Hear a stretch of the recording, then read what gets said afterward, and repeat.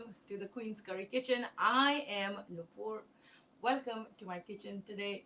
Welcome, IG family. I think Facebook is going to need a minute to just load up. So, warm welcome to everybody that's joining me today in the Queen's Curry Kitchen. Today, we are making something that's absolutely ridiculously simple, but that's later. First, we're going to talk about the two kinds of salts that we see in our life, right? That get talked about, that get discussed, that get compared. And I'm going to talk about Himalayan pink salt and iodized salt, right? So there's a lot of hype about Himalayan pink salt and that it's really healthy and it gives you better respiratory disease improvement. It balances the pH in your body. It reduces the signs of aging and the salt caves for healing and whatnot. It increases your I think it they say there's a claim that says that it makes your quality of sleep a lot better.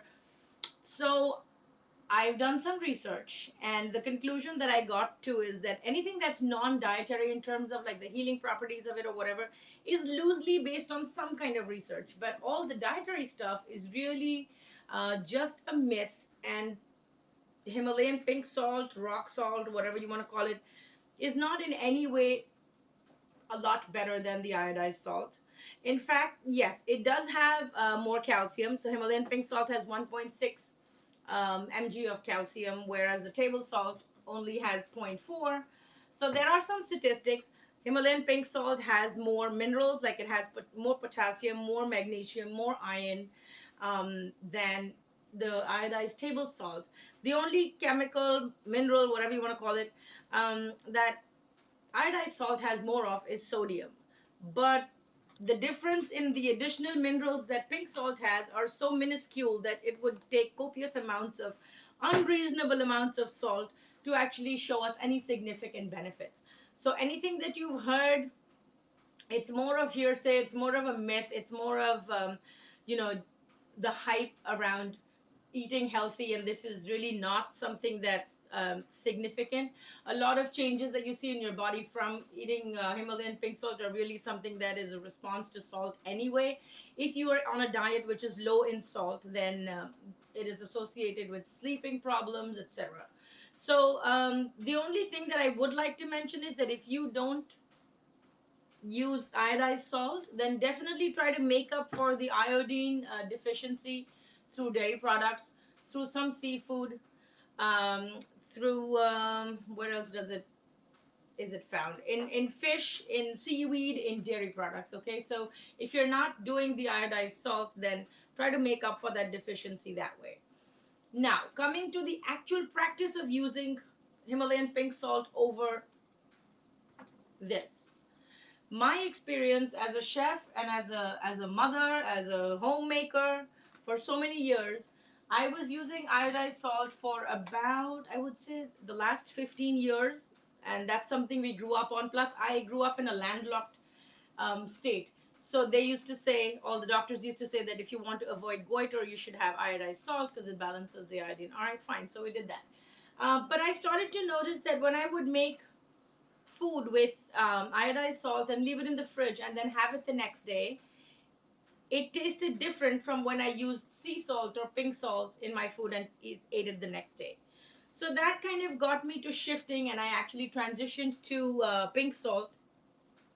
And it's been about, I think, almost 10 years that I don't use iodized salt at all for anything.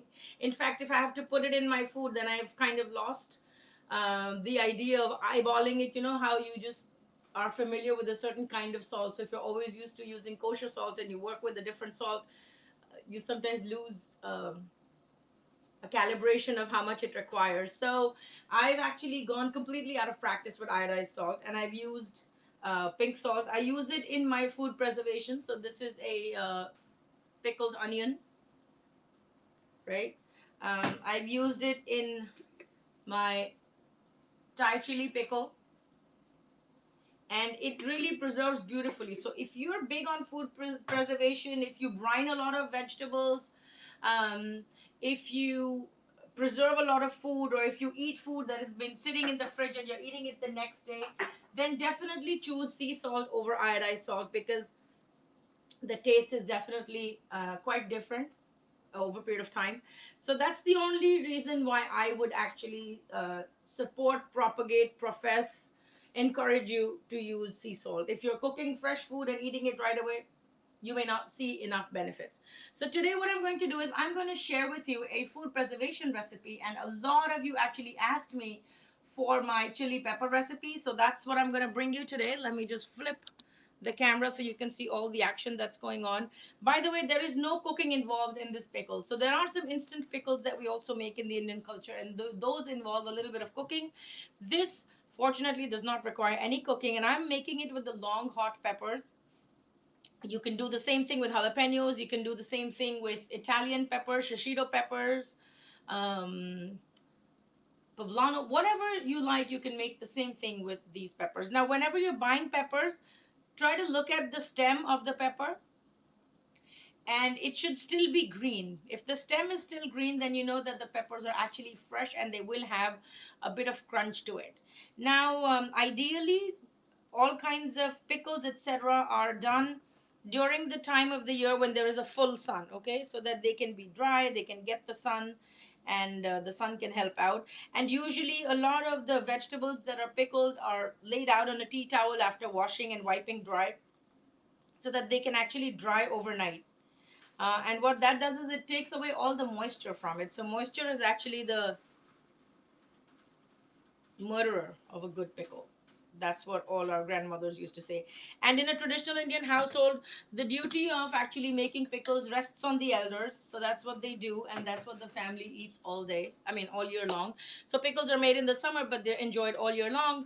And when a new daughter-in-law gets the recipe from her mother-in-law for making the family's classic pickle, that means she has been accepted into the family. It's kind of like the rite of passage type thing. Okay, so we're going to make this incredibly simple pickle, and you usually get a premix in the market that has all of these seeds in it, but I'm going to tell you individually what these are. So we will be using black mustard seeds, we will be using nigella seeds or onion seeds, we will be using fenugreek seeds, and these are all easily available in the Indian supermarket, and we will be using some fennel seeds. So the tartness or the sourness of it is going to come from mustard seeds, because they give it that nice, what do you call, fermented quality over time, right? So we will use equal quantities of everything.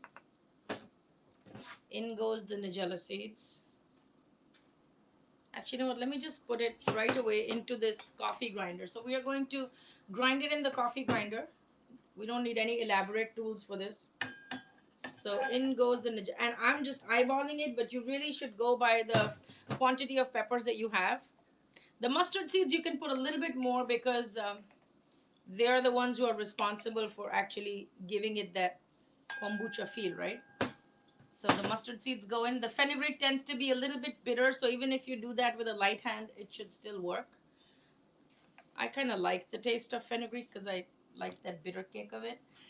And this is fennel. Okay, so I'm just going to put that right in here. Maybe a little bit more. And of all the spices or the powdered spices that we will use, we are going to use paprika. You can use cayenne pepper, paprika, and turmeric, and of course our trusty Himalayan pink salt or sea salt. Okay, so I have everything in here. I'm just going to give it a rough grind. It has to be very coarse, so nothing fine, just a coarse little mix in your coffee grinder, nothing elaborate.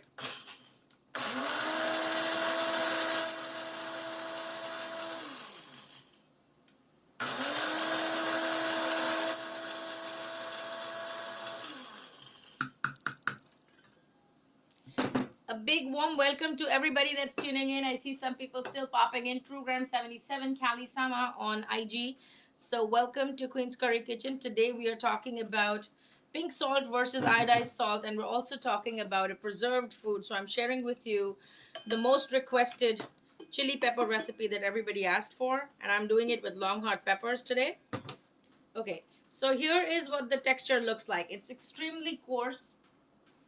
So some of the grains have broken down and some haven't, and you really just want that mixed kind of a texture. Okay, so there we are.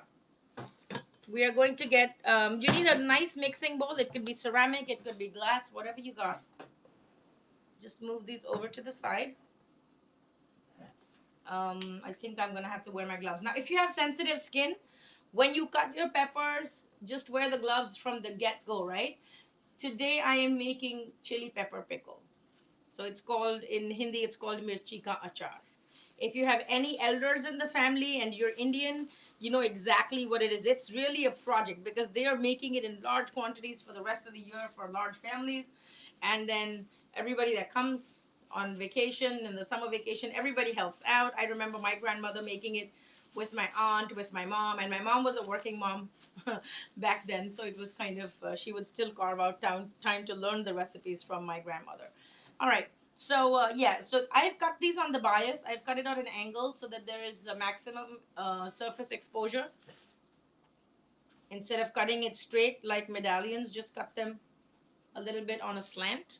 And you can use kitchen shears for it. You can use a knife, whatever you're comfortable. I have not de-seeded them because my friend who I'm making this for loves heat in any way, shape, and form. So we are friends, but not when it comes to eating all these chili peppers, right?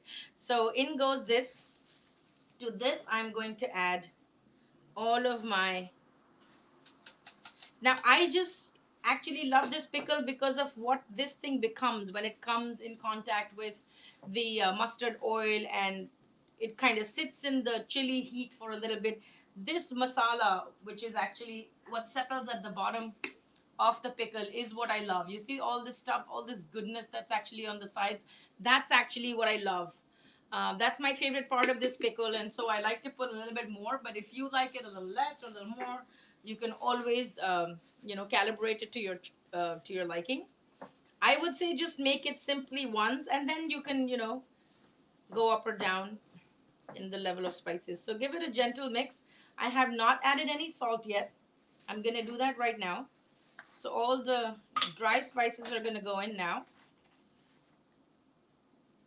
Some people just like to salt their vegetables and leave them in the sun in a bottle so that it'll draw out all the moisture.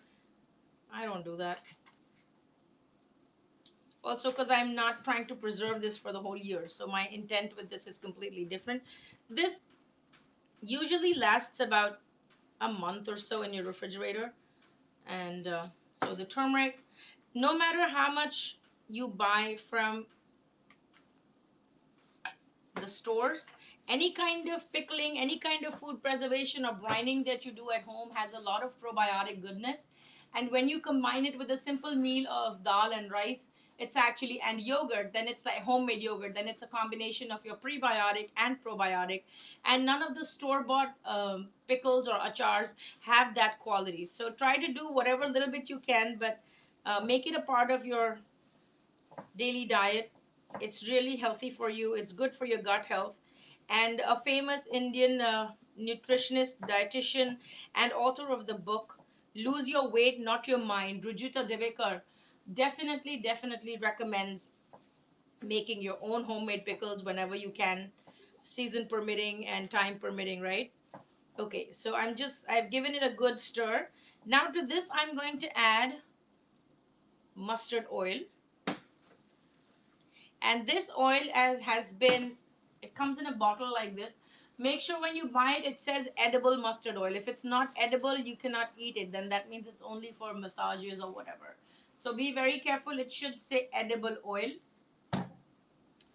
And you get it very easily in the Indian grocery store. If you don't have mustard oil, you can use olive oil. Mustard oil has a nice tang and almost like a wasabi kind of a kick to it. So I've actually heated it up till the point that it smokes, and then I've cooled it down. So that's what you need to do. Actually, you know what? I'm going to add the mustard oil all the way in the end after I put it in the bottle. Now, one more thing that we're going to add, which is going to help to preserve this, is good old vinegar, right? Every pantry, every household has this. So we're just going to add a little bit. And I feel like chili peppers and vinegars are a match made in heaven. So we've been talking a lot about matchmaking, right? I don't know if you still caught the Netflix show, the Indian matchmaking. Honey, you got to see that thing. It's really something. So my marriage was arranged. I know exactly what's going on. We didn't have to go through a matchmaker, but It's just interesting. It's a show that you love to hate and hate to love. If you're Indian, you'll know what I'm talking about. If you're single, you know what I'm talking about. If you're looking to settle down in your life and find the love of your life through some other people, you'll know what I'm talking about. But catch that show, it's really interesting. So I feel like chili peppers and vinegar are a match made in heaven. Also, any kind of simple food with a little bit pickle on the side is a match made in heaven. So that's my Indian matchmaking tip. And like I said, when a mother-in-law gives you all her pickle recipes as a daughter-in-law, then you have truly arrived. You know what? I'm not, well, okay. So I have a jar here which is sterilized and it's been boiled with hot water. If you don't have the time to do that, you can just put hot water in it and then stick it in the microwave. But for the purposes of showing you, I am going to use a plastic container just so you can see how much mustard oil we have to put in here. Okay. So once you, at this point, you can go ahead and taste the salt. I think it needs a little more salt. So, oh man, those pickles are hot. My friend is going to love them. So pickles should have a little bit extra salt because that also acts as a preservative. So don't be shy of putting salt. And also when you eat your meal, you only eat a little bit of pickle. It's not an entree. It's just a relish on the side. Okay. So with the vinegar and the pickles already, the chilies are already releasing their heat. It's smelling so good in here with all the spices. So just give it a nice massage. Show some love, and then put it in your jar. So you would be doing this in a glass jar or in a ceramic jar that has a tight fitting lid. Just put it in here, scoop everything in. Yes, you need those gloves because once those seeds start to kick in, God forbid, if you touch your face or your eyes or your nose or your lips, forget about it, honey. Nobody can help you. All right, so we have done this. Now, when you see that you've packed it in nicely, this is how you'll know how much mustard oil to add. You can do the same thing with olive oil, but I just feel like it has the most impact with mustard oil. Hey, Sabrina, welcome to Queen's Curry Kitchen. We are making some pickles for you. So ideally, the old timers, the old wives, the mothers, the grandmothers will say submerge all your veggies in mustard oil. That's how much they tell you to put. I really don't put that much, so don't tell them, but I'm kind of cheating a little bit and breaking the rules. I just give it a good mix, and then I'm going to put this box on the windowsill by the sun, and then I'm going to shake it a couple of times in the day. Just shake it up and down.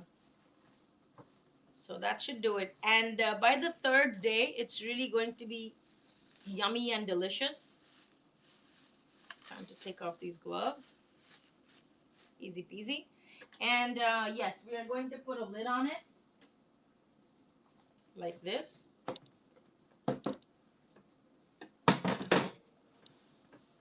Clean the outside, and then give it a good shake like that. Right? Just do that. And then you're going to put it in a sunny spot for 3 days. That should do it. After 3 days, actually, the longer it sits, the softer the peppers are going to get. So you may lose the crunch, but the spices in here get more and more intense and they get more and more flavorful. And you can see the oil. This didn't really have that much oil. It had more vinegar in it. And you can see that there's a lot of liquid at the bottom. Can you see? I hope you can see. Can you see? There's a lot of liquid at the bottom. And that is all coming out from the salting of the peppers. I did not add any liquid other than the vinegar to this, right? Oh, and it smells incredible. Like literally reminds me of those days when my grandma used to put these jars in the sun and then she would go out and inspect them and see how they're doing. All right, so if you have ever tried to make any pickles at home, definitely let me know.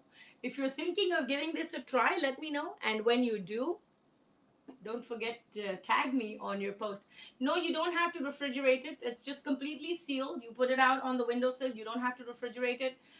Even after you open it, you don't have to refrigerate it. When it gets super hot or when you feel like you've gotten to a point where it's nice and blended in, you can refrigerate it. It'll just add more longevity to it, but it's not a compulsion. So Suit yourself. Like this has been around. This is I think been around for 2 weeks, and it smells incredibly fresh. It tastes incredibly fresh, even for my. Let me show you.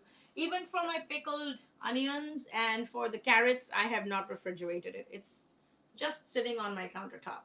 But if you like your relishes to be nice and cold and chilled, and you want to just top it on a salad, or you want to put it on a sandwich, you can totally do that. Imagine this with a little bit of mayo, and you can blitz it in your blender and like really have a nice punch of Indian pickle in your mayo. Wouldn't that be a nice dipping sauce, right?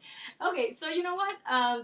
For purposes of for purposes of preserving your foods, giving them life, whether you're brining foods, whether you're making any pickles, definitely stick with sea salt or Himalayan pink salt. Even if you're doing marinades for something that you want to cook the next day, I think sea salt and pink salt work really well. Other than that, like I said, there's not enough research to prove the dietary benefits of pink salt over iodized salt, except that if you don't take iodized salt, then try to make up for that deficiency somehow by doing more dairy. All right, so I hope that this was something new that you learned today. I will come back with more pickle recipes because the days are nice and sunny, and this is the ideal time to make some. If you would like samples of this, you can actually send me a PM. We are sending free samples to everybody, and you only pay for shipping. So you can get a sample of the chai masala, you can get a sample of the pickle. You can also get a sample of chickpea crisps. And the shipping is only $4.99, but the samples are absolutely free. If you'd like to take a class with me, you can always log on to www.queenscurrykitchen.com. All the information for beginner, intermediate, and advanced classes are all there. You can get the book, you can get the spices, you can do whatever you want. But don't forget to join me tomorrow here again at noon. I will see you with another recipe around noon-ish, and I will keep you posted of what else is brewing in this little tiny kitchen in Queens where we make curry. This is your host, your friend, Nupur, saying goodbye. I will see you in the next one. Be blissful, be flavorful, be kind to each other, be kind to yourself. Take your supplements.